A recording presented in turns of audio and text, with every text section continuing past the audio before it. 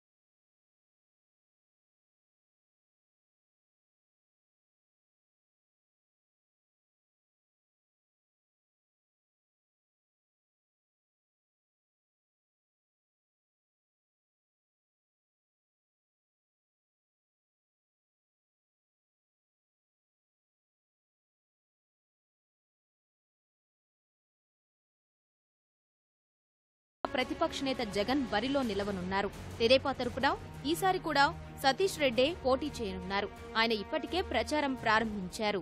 ఆ ప్రాంతంలో ఎవరైనా ప్రత్యర్థి ఉంటే ముందు ఆర్థికంగా వారిని బలహీనపరచాలని చెప్పేసి రకరకాల వాళ్ళ మీద కీర్తులన్నీ పడతాంటారు, కుతంత్రాలు పడతాంటారు. అట్టాడిది చంద్రబాబు నాయుడు గారి పెద్ద మనసు ఎట్లంటే ఒక్కసారి కూడా ఈ నియోజకవర్గం గెలవకపోయినా కూడా ఇకనేటువంటి ప్రాజెక్టులు పూర్తి చేయాలని చెప్పి మేము కోరిన వెంటనే 1200 కోట్ల రూపాయలు ఖర్చు పెట్టి ఈ ప్రాంతానికి నీళ్లు ఇచ్చేదానికి సహాయం చేశాడు. ఈరోజు పులివెందుల పట్టణంలో తాగే నీటి కొరత లేదు. అవలీలగా తెలుగుదేశం పార్టీ గెలిచేటువంటి పరిస్థితులు పులివెందులో ఉన్నాయి. ఇక కడప జిల్లాలో మరో కీలక నియోజకవర్గం జమ్మలమడుగు. ఇక్కడ ముందుగా కుదిరిన ఒప్పందం మేరకు రామసుబ్బారెడ్డి జమ్మలమడుగు ఎమ్మెల్యే అభ్యర్థిగా, ఆదినారాయణ రెడ్డి కడప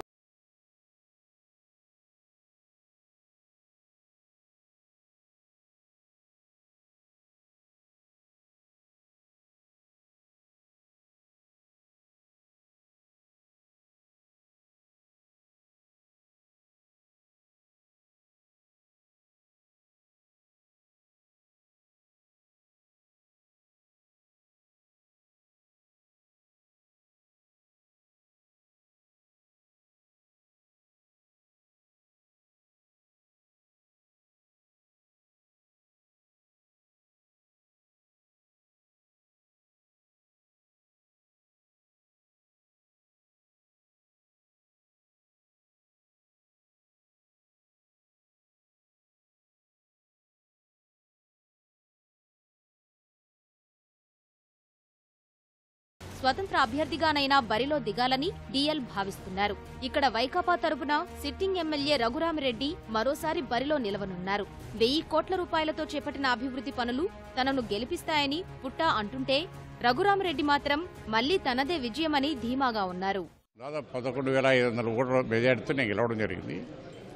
ఆనాడు వచ్చేసి సుధాకర్ యాదవ్ గారికి అంతవరకు మంత్రిగా ఉన్నటువంటి 2014 వరకు కేబినెట్లో మంత్రిగా ఉన్నటువంటి డిఎల్ రవీంద్రారెడ్డి గారు ఆయన పూర్తి సహాయ సహకారాలు అందించాడు కాబట్టి అప్పుడు పెద్దగా పోటీ జరిగింది.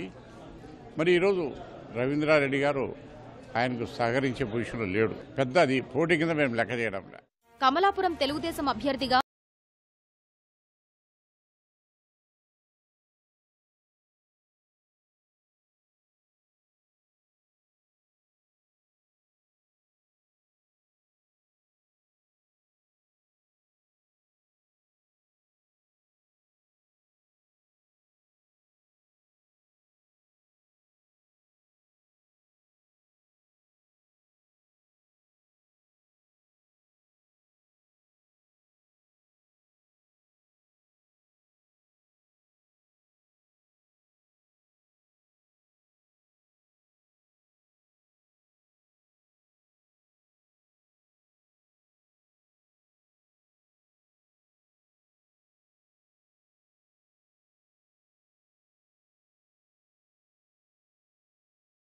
ఆయన అంటున్నారు. కడప అసెంబ్లీ నియోజకవర్గం నుంచి తెదేపా అభ్యర్థిగా మాజీ మంత్రి అహ్మదుల్లా తనయుడు అష్రఫ్, తెదేపా జిల్లా అధ్యక్షుడు శ్రీనివాసరెడ్డి పేర్లు పరిశీలనలో ఉన్నాయి. అష్రఫ్ నెల రోజుల కిందటే పార్టీలో చేరడం వల్ల నాయకులెవరూ ఆయనకు సహకరించడం లేదనే వాదన ఉంది. వైకాపా తరపున కడప సిట్టింగ్ ఎమ్మెల్యే అంజద్ బాషా మరోసారి పోటీ చేయనున్నారు.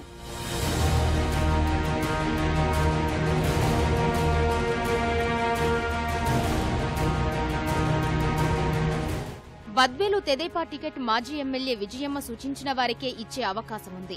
గత ఎన్నికల్లో బద్వేలు నుంచి వైకాపా తరపున గెలిచిన ఎమ్మెల్యే జయరాములు ఆ తర్వాత తెదేపాలో చేరారు. గత ఎన్నికల్లో ఓటమి చెందిన విజయజ్యోతి కూడా తెదేపా టికెట్ ఆశిస్తున్నారు.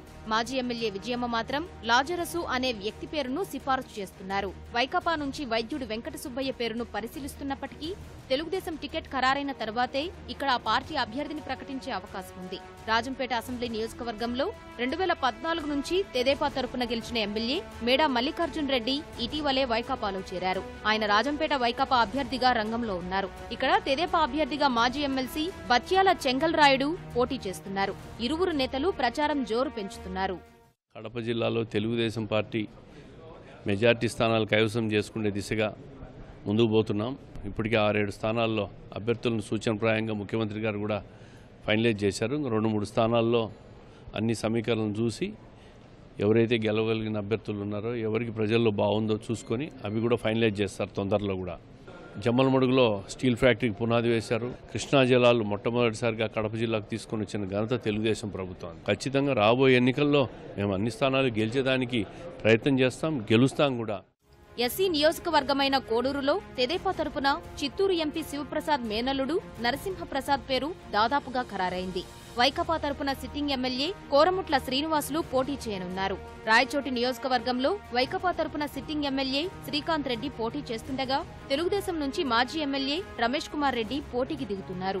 ఇక్కడ తెలుగుదేశం టికెట్ కావాలని ఆశించిన మాజీ ఎమ్మెల్యే పాలకొండ్రాయుడు కుమారుడు ప్రసాద్ బాబుకు అధిష్టానం తీతీదే పాలక మండలి సభ్యుడి పదవి ఇచ్చి బుజ్జగించింది.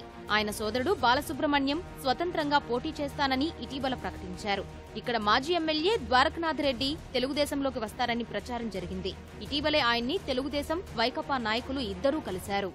అంటే డెవలప్మెంట్ దశగా మాకు వచ్చే ఏ ఫండ్స్ కూడా మాకు సీఎం గారు మాకు కేటాయించకపోవడం చాలా బాధాకరమైన విషయము. ప్రజాస్వామ్యాన్ని టోటల్గా వైలేట్ చేసే పరిస్థితి ఈరోజు మన రాష్ట్రంలో చూస్తున్నాము, దేశంలో ఎక్కడనే విధంగా. అయినప్పుడు కూడా మేము సొంత ఖర్చులతో ప్రజల్లోకి నీళ్లు బోర్లు వేయడం కానీ, అదేవిధంగా అనేకమైన ఏదైనా పోలీసులు ఇబ్బంది పడుతున్నాం, ఈరోజు తీరు చూస్తామంటే ప్రజలు ఇబ్బంది పడేందుకు మేము ప్రజలకు సపోర్ట్గా ఉండటం, ఏ సమస్య వచ్చినా నిరంతరం పరిశీలించే దిశగా వాళ్ళకి అందుబాటులో ఉన్నాం కాబట్టి ఇవన్నీ కూడా మాకు కలిసి వచ్చే అంశాలు కాబట్టి. కడప జిల్లా ఒకప్పుడు కాంగ్రెస్ పార్టీకి కంచుకోట అయినప్పటికీ రాష్ట్ర విభజన తరువాత ఆ పార్టీ జిల్లాలో నామరూపాలు లేకుండా పోయింది. రాహుల్ గాంధీ రాష్ట్రానికి ప్రత్యేక హోదా ఇస్తారనే హామీతో మళ్లీ ఇప్పుడు ప్రజల్లోకి వెళ్తోంది. టికెట్ల కోసం భారీగా వచ్చిన దరఖాస్తులను అధిష్టానం పరిశీలిస్తోందని పీసీసీ ఉపాధ్యక్షులు తులసిరెడ్డి అంటున్నారు. మన జిల్లాలో ఒక సామెత ఉంది, కడప జిల్లాలో ముసిలోడైనా బసిరెడ్డి మేలని. ఈ పరిపాలన చూసిన తర్వాత ప్రజలు ఏమైనా కాంగ్రెస్ పార్టీనే మేలరా, పరిపాలించాలంటే వాళ్ళకే చెల్లు, రాష్ట్రం డెవలప్ కావాలంటే ప్రత్యేక హోదా రావాలి, మేము ఇస్తామని చెప్తున్నాము. ఇంకా మధ్యలో వీళ్ళు మధ్య దళారీలు దేనికి వీళ్ళు ఆ ఓటేదో కాంగ్రెస్కే వేస్తే. కడప జిల్లాలో భాజపా వామపక్షాల పాత్ర నామమాత్రమే. ఇక జనసేన అధినేత పవన్ కళ్యాణ్ ఇటీవలే కడపకు వచ్చారు.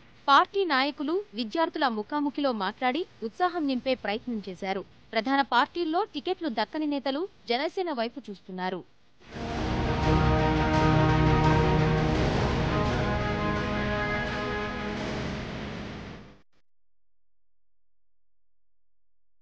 కడప పార్లమెంట్ స్థానం విషయానికి వస్తే తెలుగుదేశం అభ్యర్థిగా మంత్రి ఆదినారాయణ రెడ్డి పేరు ఖరారైంది.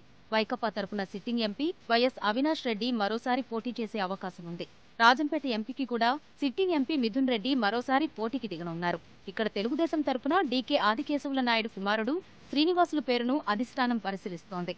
మొత్తానికి వైకాపా కంచుకోటను బద్దలు కొట్టడానికి తెలుగుదేశం పావులు కదుపుతుంటే పట్టు విడుపుకోవడానికి వైకాపా వ్యూహాలు రచిస్తోంది.